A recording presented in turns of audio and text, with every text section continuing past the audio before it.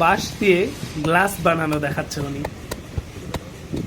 বাঁশটা উনি কেটে কেটে হচ্ছে এটা দিয়ে গ্লাস বানাবে।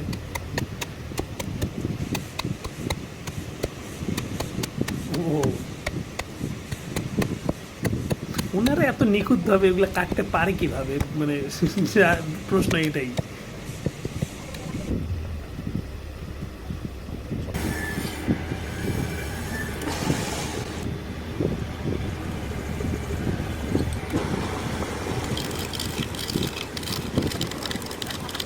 কাকার পেট দেখে আমার মতোই বড়।